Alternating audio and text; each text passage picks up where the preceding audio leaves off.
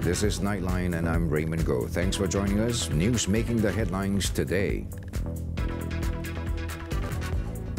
China to buy an additional 1.9 million tons of palm oil worth 4.5 billion ringgit from Malaysia over the next 5 years. And grace period for smoking ban at eateries extended by 6 months.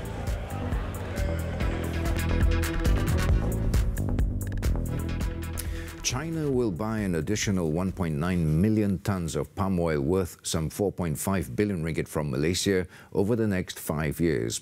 This is in addition to the 4 purchase contracts signed in March for the export of 1.62 million tons of palm oil worth 3.64 billion ringgit. The agreement was reached during a bilateral talk between Prime Minister Tun Dr. Mahathir Mohamad and his counterpart Li Keqiang at the Tiao Yu Tai State Guest House in Beijing on Thursday. Under the palm oil agreement, China has also agreed to invest at least 2 billion ringgit in a biojet fuel plant and to work together to encourage the use of the yuan for palm oil trade pending approval from Bank Negara. China is Malaysia's third largest palm oil buyer, importing 1.9 million tons last year. Malaysia has been trying to reduce its palm oil stockpiles, which hit their highest in at least 19 years last December, in a bid to shore up prices. Besides the palm oil agreement, 2 other significant memoranda of understanding were also signed during the meeting. The second MOU signed was between the Malaysian Investment Development Authority, or MIDA, and China Communication Construction Company Limited, CCCC, while the third was between IWHCRC Sdn Bhd and the Government of Malaysia on the reinstatement of the Bandar Malaysia Framework Agreement.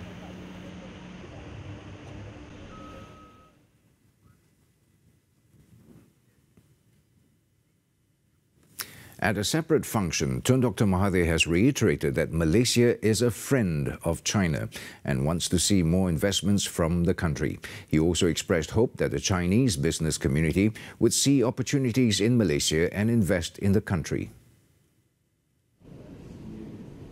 Speaking during a dialogue session with Chinese corporate leaders organized by the International Trade and Industry Ministry in Beijing, Tun Dr. Mahathir said the government is looking forward to welcoming more cooperation and investments from China. So you can be comfortable with what is the rules, the laws and the practices in Malaysia. It remains the same despite a change in the government. The previous government ruled the country for 61 years. Now we have a new government, but the policies with regard to foreign investment remains the same. We continue to be business friendly and friendly towards foreign investors. He added that Malaysia has been welcoming investors from around the world since gaining independence in 1957, as investors saw the country as being very stable politically compared with neighboring countries. The foreign investors, he said, had also reaped many benefits from investing in Malaysia. On suggestions that the government lower the income tax to attract more investments, Tun Dr. Mahathir noted that the maximum income tax rate was already low at 26% now compared to about 45% a while back. Nevertheless, he said the government would take it into consideration if lowering the tax would bring benefits to Malaysia in terms of investments. The moment we are not planning to raise taxes, we are, if at all, we are trying to see how we can reduce taxes. And Malaysia, for example, reduced taxes on imports of luxury goods. And that has helped a lot of businesses because more shoppers come to Malaysia to buy things because in Malaysia things are very cheap. The dialogue session, which was well attended by China's top business leaders, also saw the presence of Economic Affairs Minister Datuk Sri Muhammad Azmin Ali, International Trade and Industry Minister Datuk Daryl Liking, and Foreign Minister Datuk Saifuddin Abdullah among them. Tun Dr. Mahathir kick-started the day with a tour at Huawei Research and Development Center in Chuang Guan Chun Science Park. During the tour, the Prime Minister also experienced Huawei's cloud services, as well as industry applications spanning smart city, smart manufacturing and smart transportation. Huawei is the leading provider of information and communications technology infrastructure and smart devices with integrated solutions across 4 key domains: telecom networks, IT, smart devices and cloud services. Huawei, in a statement, said Tun Dr. Mahathir was briefed by founder Ren Zhengfei and the company's technical experts on its latest business developments as well as its 5G technology. They also spoke at length about how to leverage information and communications technology to better facilitate Malaysia's economic development and serve local communities. The water supply, which was disrupted in several areas in the Klang Valley due to upgrading works at the Sungai Selangor Phase 2 water treatment plant, has resumed in stages by late Thursday. Syarikat Bekalan Air Selangor Sdn Bhd, or Syabas, said the rate of resumption will vary depending on the geographical location and altitude of customers' premises. In a statement on Thursday, Syabas said based on its monitoring on-site, some areas have started to receive water supply early on Thursday. It also said that the process of raising water levels in the reservoirs as well as stabilizing pressure and flow in the distribution system is being expeditiously carried out. Customers who wish to get the latest information are advised to go to www.syabas.com.my, Facebook Air Selangor and Air Selangor smartphone application.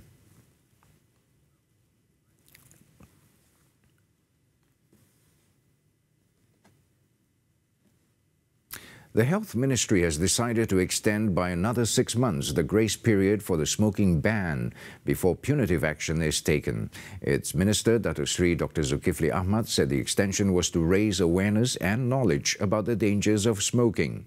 He said the decision was made following a steering committee meeting he chaired on April 16th with 10 other ministries and an NGO representative.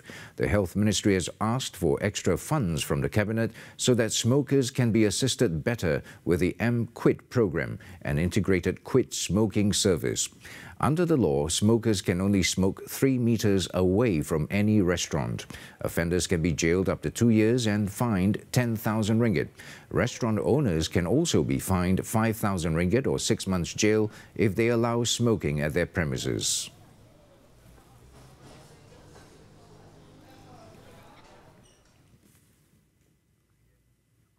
Finance Minister Lim Guan Eng has confirmed that the Project Delivery Partner or PDP model for the Pan-Borneo Highway will be scrapped.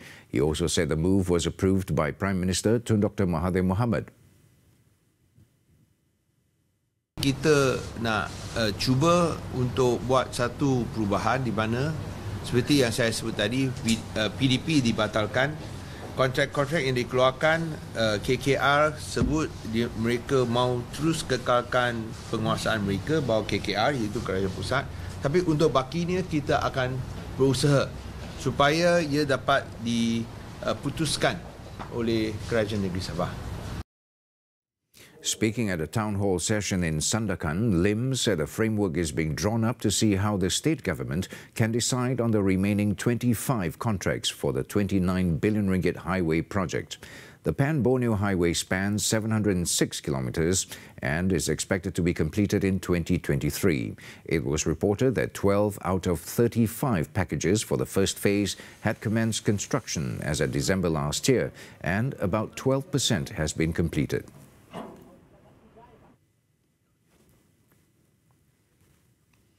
The police have received 523 reports about social media posts that allegedly insult royal institutions.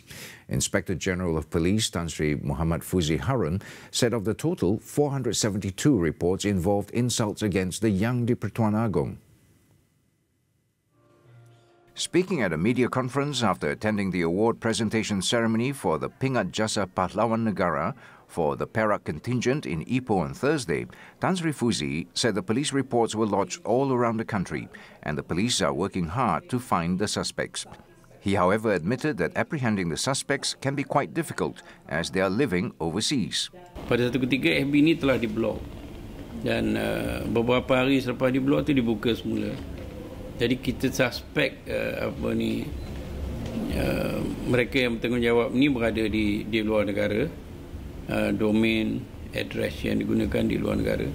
Jadi ini agak menyukarkan kita. Tapi kalau posting ini dibuat di dalam negara, kita yakin kita akan dapat menangkap suspek yang tidak bertanggungjawab tersebut.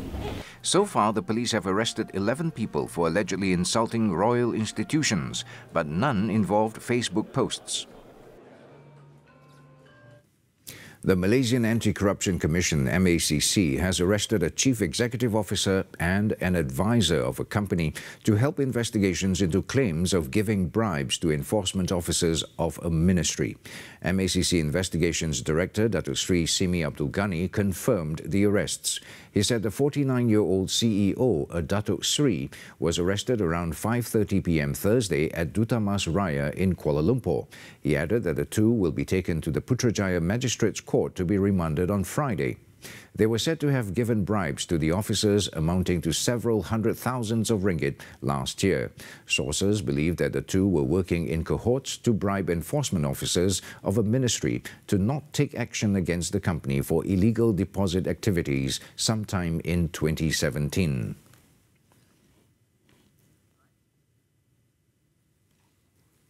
In Pulau Pinang, MACC's Community Education Division Director revealed that the graft buster has detained a total of 2,061 civil servants over the past 5 years for various offences, including abuse of power and corruption. Roslan Tuan Mat said 46.1% of the total committed the offences between 2014 and March 2019. Seramai 2,061 orang pejabat awam telah ditangkap daripada tahun 2014 hingga Mac 2019. Itu perakan terbaru kita melibatkan penjawat awam. Kebanyakan daripada agensi atau tak ada sumber sini. Tapi itu penjawat awam. Kata yang the top 3 korupsi, one is PDRM, lagi yang kedua tu itu dia punya kajian pada barometer persepsi tu. Perception, not fact. Roslan said this at an event on anti-corruption at the MSU College in Georgetown on Thursday. He said the latest figure was obtained from the Graftbusters Statistic, Record Management and Information Unit, but declined to divulge the agencies or departments involved in the arrests.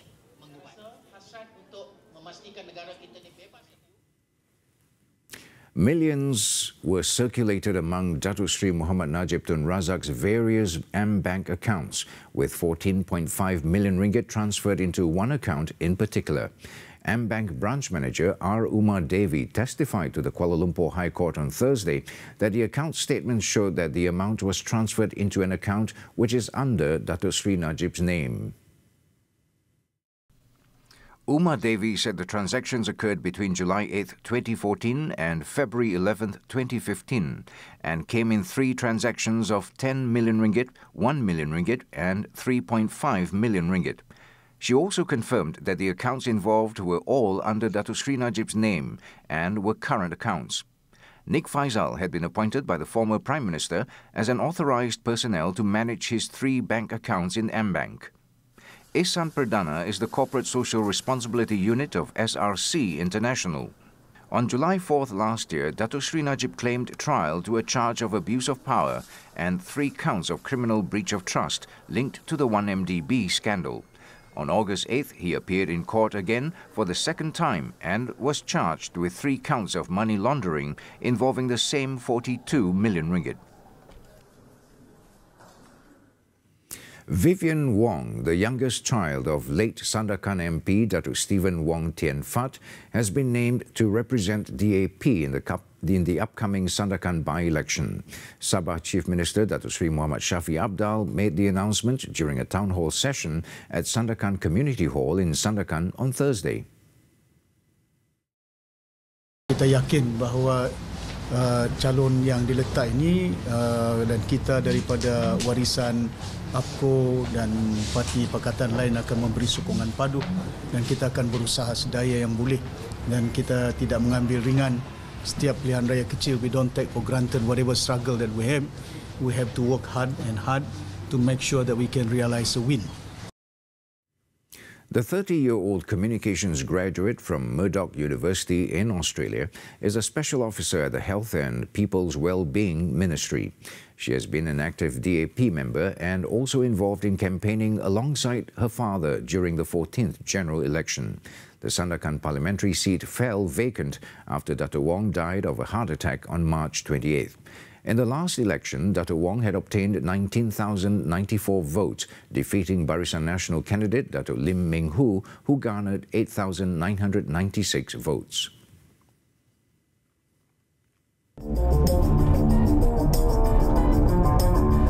Catch the auto segment every Friday on Nightline! Woo! Wow!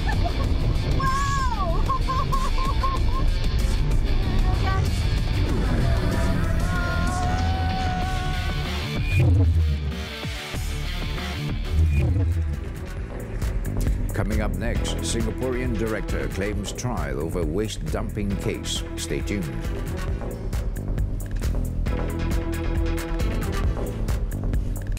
And we're back. In Johor, a Singaporean was charged in the Johor Bahru Sessions Court on Thursday with abetting 3 others to dispose scheduled wastes into Sungai Kim Kim in Pasir Gudang last month. 50-year-old Sim Wei Ter, who is non-executive director of a used tyre processing factory, however, pleaded not guilty when the charge was read out to him before Judge Jailani Rahman.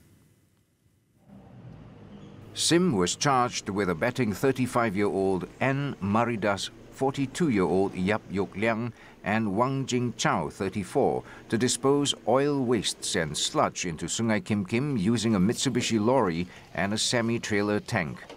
The wastes, which were listed in the first schedule of the Environmental Quality Scheduled Wastes Regulations 2005, were disposed of without prior approval from the Director General of Environmental Quality. Sim is alleged to have committed the offence near the Sungai Kim Kim Bridge widening project site at Jalan Kota Masai Satu between 12:01 a.m. and 1 a.m. on March 7th. The charge under the Environmental Quality Act carries a maximum jail term of 5 years and fine of 500,000 ringgit upon conviction. The court allowed Sim bail of 250,000 ringgit with 2 local sureties and ordered him to report to the Pasir Gudang police station on the 15th of every month. May 23rd was set for mention.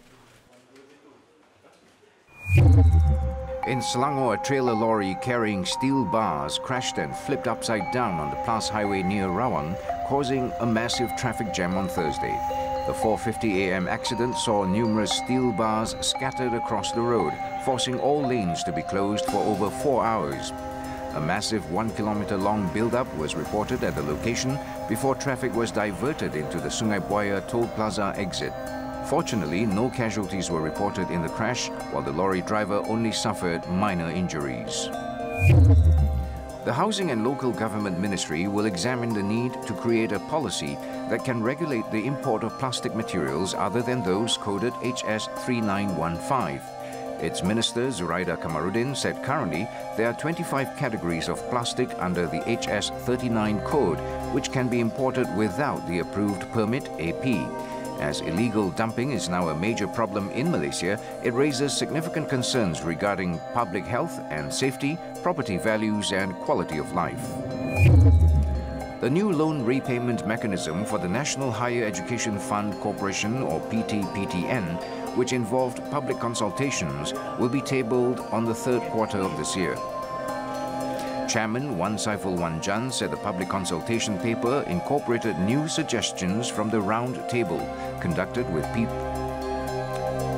Chairman Wan Saiful Wan Jan said the public consultation paper incorporated new suggestions from the round table conducted with PTPTN and NGOs, economists, banking institutions, parents as well as students since last December. The draft is pending approval from Finance Minister Lim Guan Eng, Education Minister Dr. Mazli Malik and Youth and Sports Minister Syed Saddiq Abdul Rahman, and the public can later access the document online where the PTPTN will provide a designated website. On December 7th, the government had temporarily postponed the scheduled salary deduction scheme of the PT-PTN.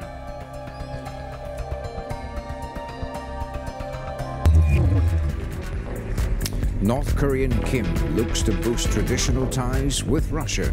Details when we come back.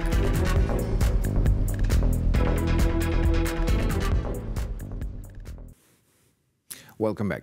North Korean leader Kim Jong-un on Thursday stated his desire to develop his country's traditional ties with Russia as he met with Russian President Vladimir Putin for the first time.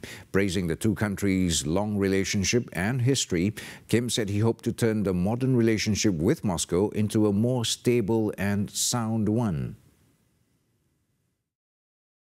말씀하셨지만 오랜 친선의 역사 전통을 가지고 있는 두 나라 관계를 보다 더 공고하고 건전하고 발전적으로 발전시키는 데 아주 유익한 그런 만남이 될 거라고 생각하고. Очень приятно видеть вас в России. The summit in Vladivostok comes with Kim locked in a nuclear standoff with Washington and Putin eager to put Moscow forward as a player in another global flashpoint. Both leaders said they wish to strengthen historic ties that go back to the Soviet Union's support for North Korea founder Kim's grandfather, Kim Il-sung. Meanwhile, Putin said that there was a lot to do to develop economic relations between the two countries. The meeting was Kim's first one-to-one talk with another state head ever since the Hanoi summit with United States President Donald Trump in February.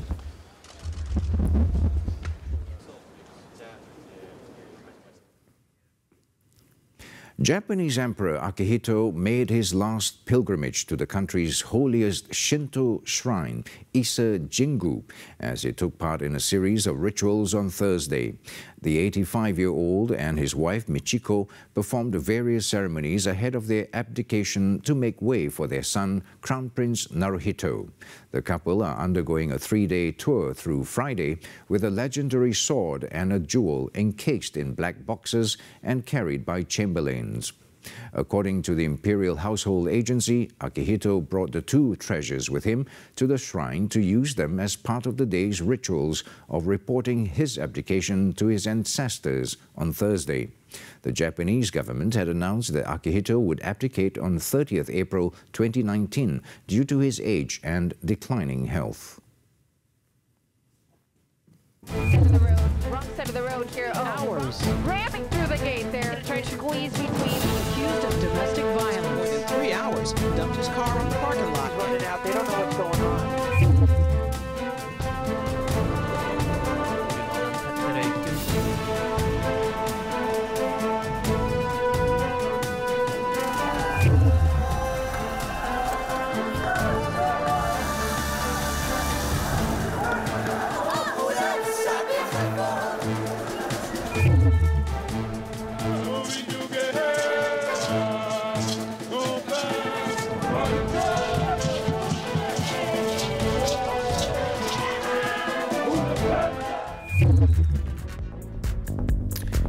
After the breather, Liverpool fans in meltdown after Manchester United error against neighbour. Stay tuned.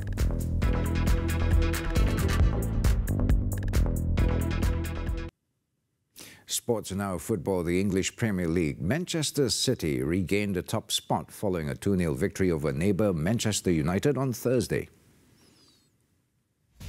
The Red Devils were outclassed after the break by City's intelligent passing and movement, as Bernardo Silva drew first blood by scoring in the 54th minute, before a 66-minute goal by Leroy Sané ensured a comfortable win for the citizens. Meanwhile, Arsenal's hopes of a top-4 finish were dented following a 3-1 defeat to Wolverhampton. Ruben Neves opened the scoring with a 28-minute free kick before Matt Doherty's header made it 2-0 9 minutes later. Diogo Jota then fired a shot past Bernd Leno just before half-time to make it 3-0. Socrates Papastatopoulos' header into the goal in the 80th minute was scant consolation for the Gunners, who watched their side lose a 7th away game this season. City now have 89 points, one more than rival Liverpool, with both teams having 3 games to play.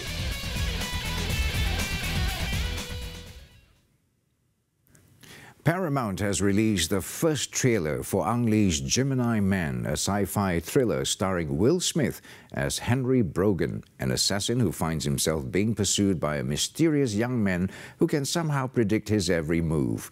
Nightline wraps up with the film's trailer. I'm Raymond Goh. Thank you for your company and take care.